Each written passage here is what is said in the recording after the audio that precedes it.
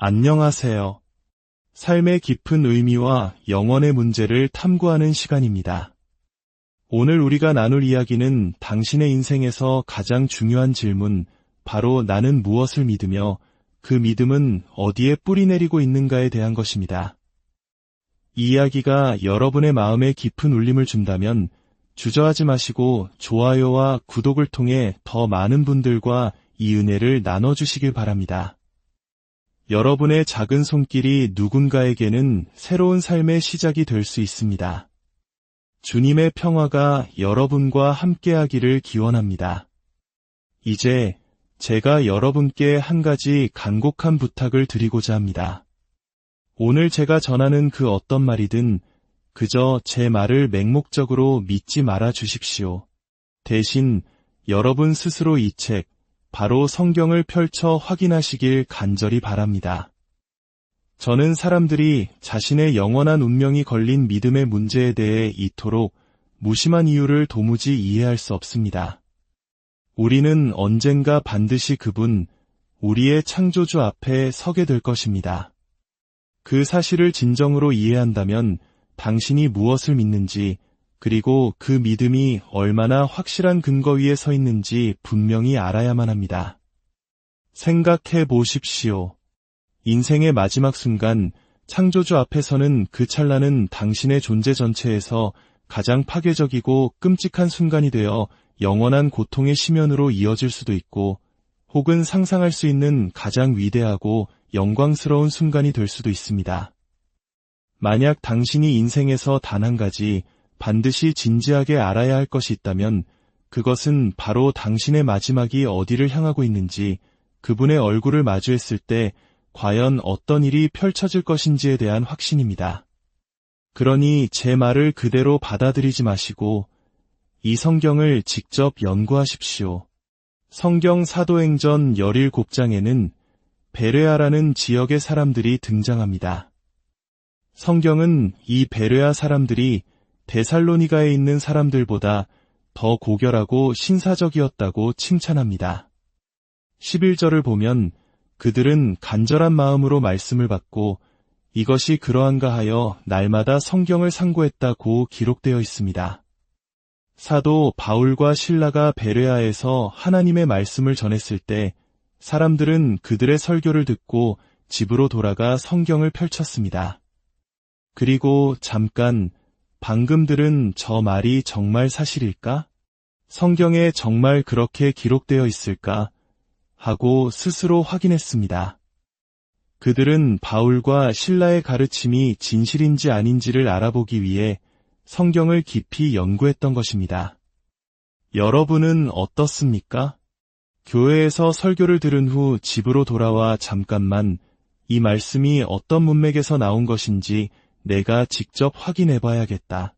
정말 이것이 성경이 말하는 진리인가? 하고 성경을 펼쳐본 적이 있으십니까? 우리는 지금 영혼에 대해 이야기하고 있습니다. 이 땅에서 그 무엇보다 중요한 단 하나의 문제에 대해 이야기하고 있는 것입니다. 그러므로 여러분은 이 책의 진지한 학생이 되어야만 합니다. 결코 믿음을 당연하게 여겨서는 안 됩니다. 성경은 마지막 때에 대해 경고하고 있습니다. 디모데후서 4장은 마지막 때가 되면 사람들이 건전한 교리를 견디지 못하고 기가 가려워서 자기 욕심을 따라 스승을 많이 둘 것이라고 말합니다. 거짓 교사들이 사방에 나타날 것이라는 의미입니다. 왜냐하면 사람들이 더 이상 진리를 원하지 않기 때문입니다. 성경은 세상의 끝이 가까워질수록 사람들이 진리를 알기보다는 자신이 믿고 싶은 것만 믿으려 할 것이라고 예언합니다. 그들은 하나님의 말씀을 듣는 대신 자신이 듣고 싶어하는 말을 해주는 교사를 찾아 나설 것입니다. 어릴 적부터 들어왔던 익숙한 이야기, 자신을 편안하게 해주는 가르침만을 찾게 될 것입니다. 진실이 무엇인지에는 더 이상 관심이 없습니다. 저는 오늘 이 자리에 계신 여러분만큼은 나는 진리를 알고 싶습니다. 내가 지금까지 배워온 모든 것과 충돌한다 해도 상관없습니다. 오직 진실만을 알기 원합니다. 라고 외치는 분들이기를 간절히 소망합니다. 그저 제 말을 그대로 믿어버리는 대신 집에 돌아가 이 모든 것이 정말 사실인지 스스로 확인하는 분들이기를 바랍니다. 왜냐하면 여러분의 영원한 생명이 바로 이 문제에 달려있기 때문입니다. 오늘 저의 유일한 목표는 여러분이 어떻게 구원을 받는지, 어떻게 천국에 갈 수 있는지 그 확실한 길을 알려드리는 것입니다. 언젠가 그것이 오늘 밤이 될 수도 있습니다. 우리는 아무도 알 수 없죠. 여러분이 하나님 앞에 섰을 때 그 순간이 영광의 순간이 되기를 바랄 뿐입니다. 저는 설교 중에 세상을 떠난 친구들을 보았습니다. 제가 참석했던 컨퍼런스에서 바로 옆에 있던 사람이 갑자기 숨을 거두고 하나님의 임재 앞에 서는 것을 목격했습니다. 이것은 저에게 농담이 아니며 단순한 직업도 아닙니다. 이 일은 제게 너무나도 중요합니다. 저는 100년 후에 여러분 중 몇몇의 눈을 바라보며 이런 이야기를 듣게 되기를 꿈꿉니다. 그날 밤 당신이 전한 성경 말씀을 듣고 집에 돌아가 정말 사실인지 확인했습니다. 그리고 그것이 진실임을 깨닫고 하나님께 제 삶을 드리기로 결단했습니다.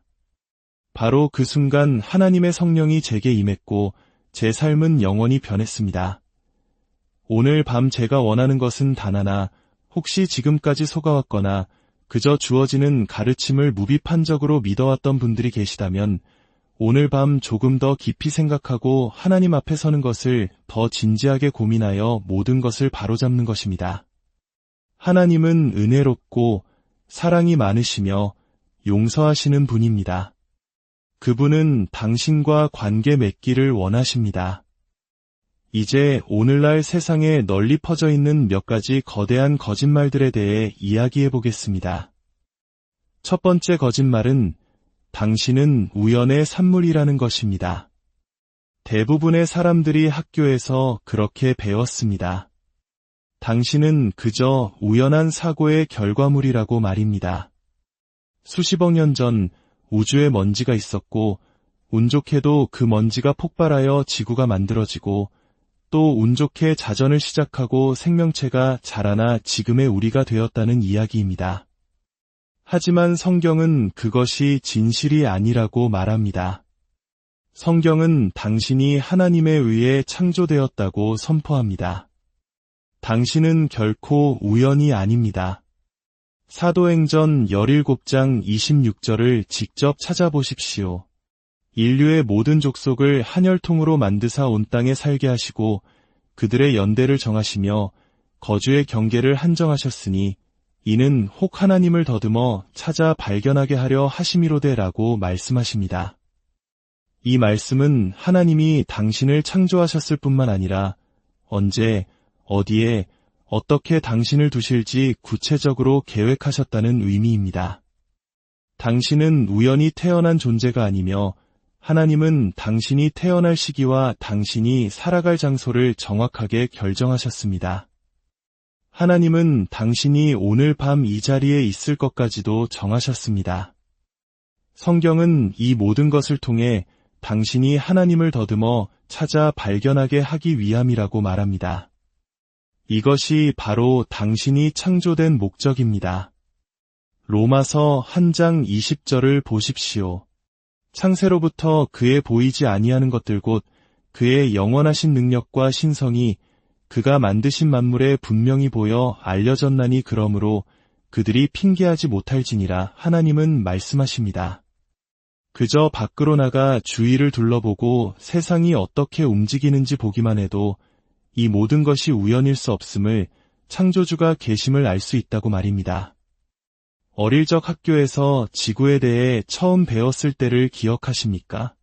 우리가 거대한 공 위에 서 있다는 사실이 얼마나 경이로웠습니까? 그 공의 중심에는 뜨거운 용암이 들끓고 있고 표면의 3분의 2는 물로 덮여 있습니다. 불과 물로 이루어진 공. 그런데 그 물은 왜 아래로 쏟아지지 않을까요? 더 놀라운 것은 우리가 서 있는 이 거대한 물공이 지금 이 순간에도 시속 약 1600km의 속도로 자전하고 있다는 사실입니다. 하지만 우리는 아무것도 느끼지 못합니다. 뿐만 아니라 태양은 지구보다 약 130만 배나 크고 무려 1억 5천만 킬로미터나 떨어져 있습니다. 이글거리는 거대한 불덩어리인 태양에 지구가 조금만 더 가까웠다면 모두 타버렸을 것이고 조금만 더 멀었다면 모두 얼어붙었을 것입니다. 그러나 지구는 완벽한 각도로 기울어져 완벽한 거리에서 돌고 있습니다. 이 작은 지구는 자전할 뿐만 아니라 시속 약 11만 킬로미터라는 엄청난 속도로 태양 주위를 공전하고 있습니다. 이 모든 것을 행운, 우연, 사고라고 부를 수 있겠습니까? 그 속에서 우리는 웃고, 울고, 사랑합니다. 이 모든 감정은 어디에서 오는 것일까요? 하나님은 결코 아니라고 말씀하십니다. 이 모든 만물을 통해 당신은 나의 보이지 않는 신성과 능력을 볼 수 있다고 하십니다. 당신은 우연이 아닙니다. 당신은 목적을 가지고 이곳에 있습니다. 두 번째 거짓말은 당신은 선한 사람이라는 것입니다. 세상은 당신이 선한 사람이므로 하나님도 당신을 좋게 보실 것이라고 속삭입니다. 하지만 성경에 따르면 그것은 거짓말입니다. 하나님이 당신을 보시는 관점은 세상의 그것과 다릅니다. 로마서 3장 10절을 보십시오. 하나님은 말씀하십니다. 의인은 없나니 하나도 없으며 깨닫는 자도 없고 하나님을 찾는 자도 없고 다 치우쳐 함께 무익하게 되고 선을 행하는 자는 없나니 하나도 없도다. 그리고 23절은 이렇게 선포합니다. 모든 사람이 죄를 범하였음에 하나님의 영광에 이르지 못하더니 하나님께서 세상을 내려다보실 때 그분은 선한 사람들의 무리를 보지 않으신다고 성경은 말합니다. 당신이 어떤 가정에서 자랐든 상관없이 모든 사람이 하나님의 영광스러운 기준에 미치지 못한다고 말씀하십니다. 세 번째 거짓말은 사랑의 하나님은 결코 벌하지 않으신다는 것입니다. 많은 사람들이 하나님은 사랑이시기 때문에 지옥과 같은 것을 만들거나 사람들을 벌하지 않으실 것이라고 주장합니다. 그러나 성경책의 처음부터 끝까지 하나님은 자신이 심판의 하나님이심을 분명히 하셨습니다. 인간을 창조하신 직후 그분은 불순종한 아담과 하와를 저주하셨습니다. 창세기 6장을 보면 하나님은 땅 위에 있는 사람들의 죄악이 가득함을 보시고 그들을 만드셨음을 한탄하셨습니다. 그래서 노아와 그의 가족을 제외한 모든 사람을 홍수로 멸하기로 결정하셨습니다. 우리는 어릴 때 노아의 방주를 귀여운 그림으로만 기억하지만 그 그림은 물 아래에서 익사하던 수백만 명의 사람들을 보여주지 않습니다. 하나님은 심판에 대해 결코 허풍을 떨지 않으십니다. 성경의 마지막 책인 요한계시록 20장은 마지막 때에 대해 이야기합니다. 10절은 마귀가 불과 유황못에 던져져 세세토록 밤낮 괴로움을 받으리라고 말합니다. 그리고 15절은 더 충격적인 사실을 알려줍니다. 누구든지 생명책에 기록되지 못한 자는 불못에 던져지더라. 이 말씀을 믿고 싶지 않은 분들도 계실 겁니다. 저 역시 이 책에 기록된 많은 것들이 제 마음에 들지 않을 때가 있습니다. 제가 동의하지 않는 구절들도 있습니다. 하지만 제 생각과 하나님의 말씀이 부딪힐 때 저는 제가 틀렸고 그분이 옳으심을 인정합니다. 이사야 55장에서 말씀하신 것처럼 이는 내 생각이 너희의 생각과 다르며 내 길은 너희의 길과 다름이니라. 이는 하늘이 땅보다 높음 같이 내 길은 너희의 길보다 높으며 내 생각은 너희의 생각보다 높음이니라. 공의로우신 하나님은 범죄를 외면하실 수 없습니다. 그분은 완벽하게 의로우시기 때문에 죄를 짓는 것을 보고도 아무 일 없다는 듯이 넘어갈 수 없으십니다. 그래서 지옥이라는 개념은 비록 끔찍하게 들릴지라도 논리적으로는 이해가 됩니다.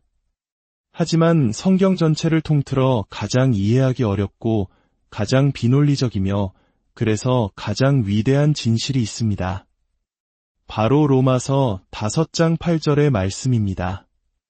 우리가 아직 죄인 되었을 때에 그리스도께서 우리를 위하여 죽으심으로 하나님께서 우리에 대한 자기의 사랑을 확증하셨느니라. 이것이야말로 정말 놀라운 이야기입니다. 생각해 보십시오. 우리가 하나님께 반역하고 죄를 짓고 있을 때 하나님은 우리를 벌하시는 대신 자신의 아들을 인간의 모습으로 이 땅에 보내셨습니다.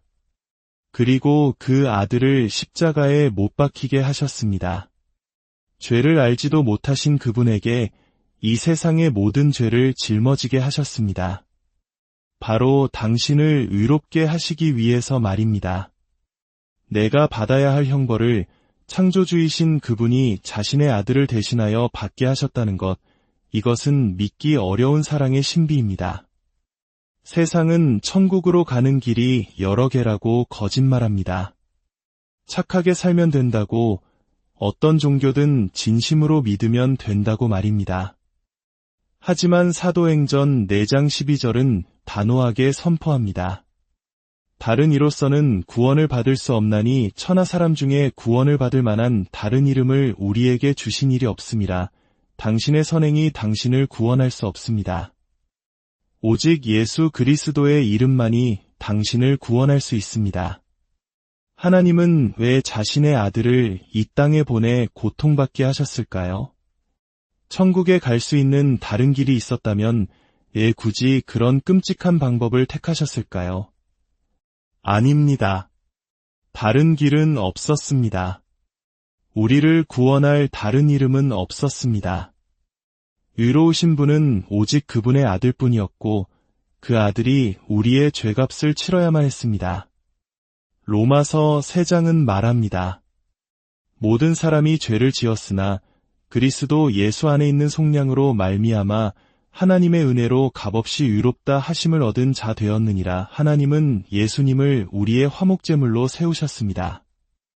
이 방법을 통해 하나님은 자신의 공의를 지키시면서 동시에 우리를 의롭다 하실 수 있게 되었습니다.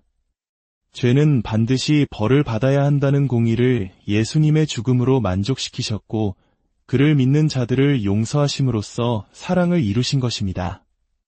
그러나 이 사실이 우리 모두가 자동으로 천국에 간다는 의미는 아닙니다. 우리는 진정한 결단을 내려야 합니다. 어떤 사람들은 그저 예수님을 영접하는 기도를 드리면 된다는 또 다른 거짓말을 믿습니다. 성경 어디에도 눈을 감고 기도 한 번 하면 구원받는다는 말은 없습니다. 사도행전 2장을 보면 베드로의 첫 설교를 들은 사람들은 마음의 찔림을 받아 우리가 어찌할꼬 라고 물었습니다.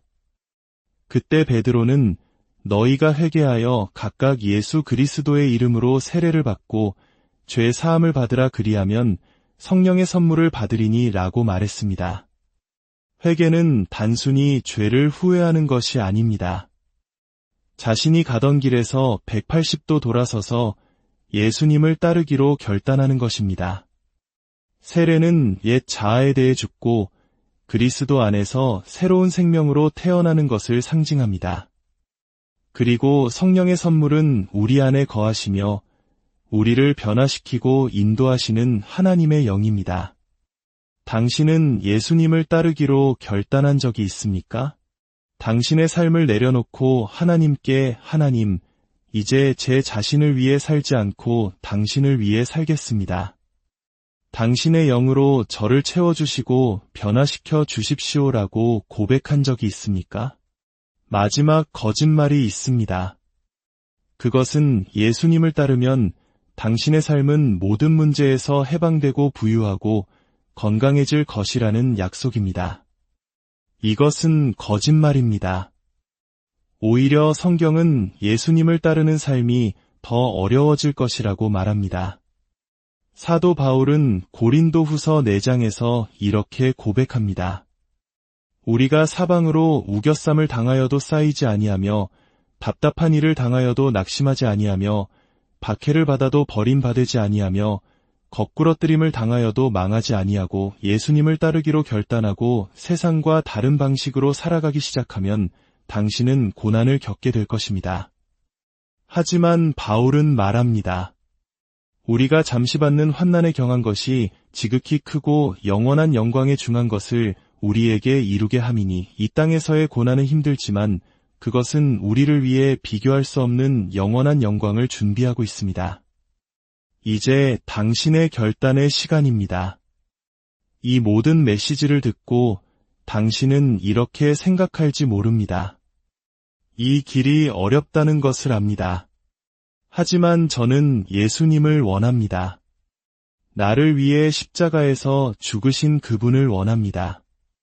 나의 선행이 아닌 오직 그분의 은혜를 믿고 내 삶의 방향을 돌이키겠습니다.